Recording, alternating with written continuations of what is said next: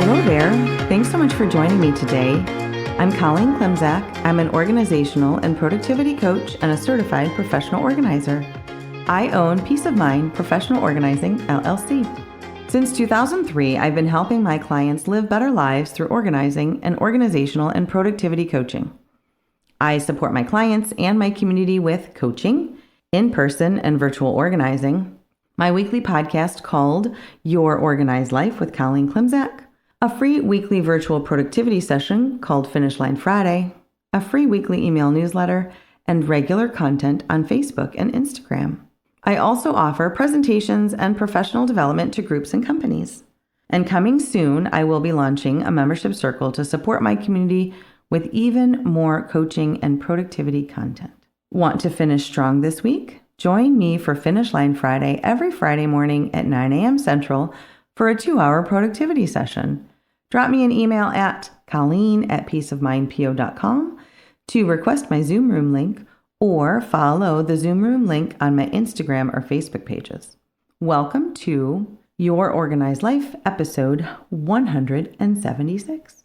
Did you know April 19th to the 25th is National Library Week? And this year's theme is Find Your Joy, which I think is just brilliant. I have the honor of presenting at dozens of libraries every year.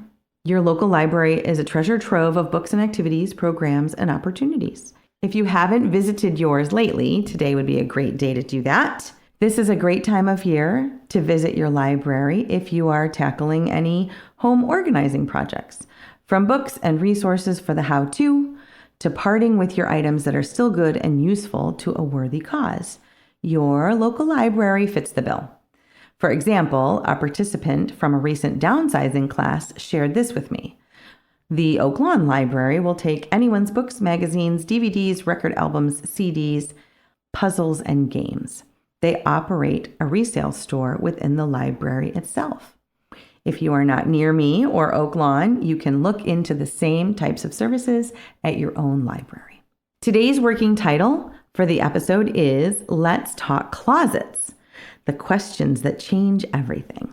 I have not been sharing as much organizing podcast content lately as I've shifted my company structure to more productivity coaching and teaching. But during some seasons, we just have to talk about organizing. I mean, I am a coach, but I am still a very proud certified professional organizer. And I started my coaching journey when I realized that deeper and richer conversations with my clients, more coaching in nature, while we were organizing their closets or their paper or their offices, yielded better and longer lasting results. When we dig a little deeper, we can create personalized and sustainable systems. Inspired by client experience and also a recent uptick in new client requests lately for organizing. It is spring after all. Let's ask some deep questions about your clothes and closets, because I know these questions are definitely on people's minds. A reminder here, I am not a fashion consultant. Certified professional organizer and coach, yes, not a fashion consultant. I know my role, and I will not be asking fashion questions. Okay, moving on. Does this sound familiar to you? I worked with a client recently. She is super organized in her personal and professional life. What she lacks is time and opportunity to take care of personal stuff like her closet. And so there we were. She's super busy and knows for herself that if she doesn't make an appointment with herself and with me to get this project done, it won't get done. This is how accountability supports us. She also mentioned that she knows for herself that having a person, and hopefully a supportive person, with her as she works through her clothes and closet helps with the decision-making process. This is how body doubling supports us. And because she's brilliant, she also knows that struggling with her closet every day as she gets dressed for work or work from home or to go to a conference or to go to dinner with her family or to attend her child's sporting event is dragging her down. And therefore, spending time getting her closet and clothes back in working order is the best investment she can make with a few hours of her day. So let's get to those deeper questions. I will break these into process questions and decision-making questions. So the first process question that I would ask if we were working together, and that I invite you to ask yourself, is, how do you get dressed? Let me explain. A better way to think of it might be, where do you get dressed? And I know that may sound a little too simplistic, but answering these questions help us to determine where our everyday clothes are and what the stumbling blocks might be as we organize. And these questions and their answers help us to start creating the solutions that will help us the most. For some of us, we get dressed in our bedroom or our closet, and our clothes are right there in front of us. For others, they may sheepishly admit to me as we stand there that they go to the laundry room and get dressed from the baskets of clean laundry piled there. There's no judgment here, my friends, but asking these questions and looking at the answers help us to highlight the sticking points and what it is we need to work on. The obvious follow-up question is, how and where do you want to get dressed every day? As in, using my example from a minute ago, right now I grab clothes from the clean laundry basket, but I would like to get to a point where everyone in the house gets dressed in their own rooms and the laundry room is clearer. See? Answers to the question. Right now we have more to work with as we make decisions and work towards solutions. The next question might be, how do you find or decide on what you're wearing today? If I was asking myself that question, I would answer, every day for me is a little different. This morning, for example, I didn't need to leave the house before noon, and it's also quite warm. So I chose my summer uniform of khaki shorts and a V-neck t-shirt. Color wasn't terribly important for me as I made my decision because I'm a category person.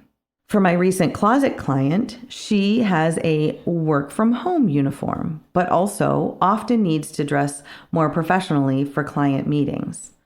So organizing her closet into specific areas like a department store with work separates in one area, athleisure in another, and also coats and outerwear in a third made sense to her. Years ago, I worked with another client that chooses her clothes daily based on color. So instead of pants in one area, t-shirts in another, sweaters in another, etc., she grouped all of her clothes based on color instead of category. Now here's the thing.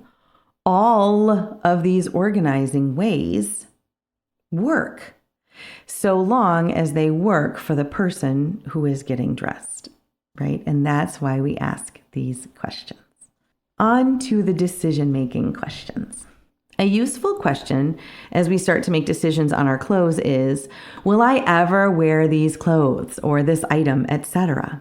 So we need to look forward, my friends. Sometimes we run across items in our closet and they make us ask other questions. Why did I even buy that item? What was I thinking? Or who bought me that? Don't they know my style at all? And I know these may be pertinent questions, but they are not the questions that I will ask you in your closet. A better question after we get past the what was I thinking or someone else thinking is, if I was in a store right now, would I buy this item again for me for tomorrow? I know that's very specific, but here's why. The point of that question. Let's get over keeping aspirational clothes, at least not keeping it on the rod in front of us, in front of the actual clothes that we need to wear this week. Having that dress that we want to wear, if we could just lose 10 more pounds or just work out a little more, well, keep it if you want. After all, don't let me tell you what to do, but a better solution might be to add healthy habits to the schedule and a date in the calendar for a month from now to try on the dress again. And then we move it aside. We do not need to see that every day and have to push it aside when we just want to get dressed. On the other hand, we also probably shouldn't be keeping the slumpy clothes front and center either, as having those in front of us every day can make us slide the other direction. Let's plan our closet for today and this week, my friends. Let's be nice to ourselves. Now, this is more of a statement as we make decisions versus a question, and that is to let disuse inform us. This is what I mean by that. I do not often quote Marie Kondo's book, The Life-Changing Magic of Tidying Up, but there are a few useful nuggets in there. When she talks about books, and specifically unread books on our shelf, she suggests letting their unread status tell us something. If we have a backlog of books unread, let's ask, is it that we need to change our consumption? As in, I need to not buy the books if I'm not going to read them? Or is it that we need to make more time in our schedule for reading books and we haven't gotten to those yet? Or do we just not like those books that we own and they're never going to be our choice? Now, all of these questions are questions for our clothes as well. If we haven't worn an item, do we just have too many of the items? Maybe we haven't had an opportunity to wear it yet. Or do we really not like the way it feels or looks, etc.?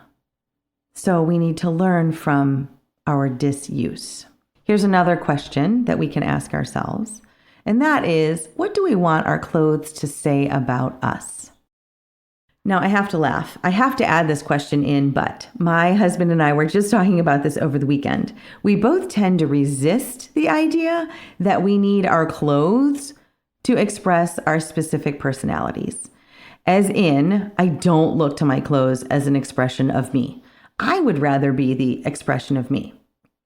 However, our clothes are indeed part of our expression of ourselves, at least a little, regardless of how my hubby and I want to resist that. Let me explain. In a recent professional communications class, my students and I discussed nonverbal communication and how nonverbal communication makes up more of our messaging than verbal communication does. That our clothing, our jewelry, our accessories, etc., make up a lot of our communications. For us, per our discussion, we talked about what it is we want our clothes to say about us, if we must accept that our clothes are part of the conversation. And I know that sounds funny when I say it like that. All of that is to say, since our clothes do speak for us, at least to some extent, what do we want them to say? For me, I like some variety, but not a lot. I like my clothes to be clean and cared for and organized. I am not attached to brands or status, right? Those are all statements that I am okay with my stuff making for me. So back to that original question. What do you want your clothes to say about you? Okay, my friends, to sum up, asking powerful questions as you tackle your clothes and closet this spring will help you create order and better systems for yourself as you get dressed every day. And those questions were, how do you get dressed and or where do you get dressed? The obvious follow-up of, how and where do you want to get dressed every day? Also, how do you find or decide on what you're wearing today? A useful question to ask as you start making decisions is, will you ever? Yes, we can certainly ask, why did I even buy that item? What was I thinking? Or who bought me that? But will you ever is a better question looking forward. And an even better question after that one is, if I was in a store right now, would I buy this item again for tomorrow?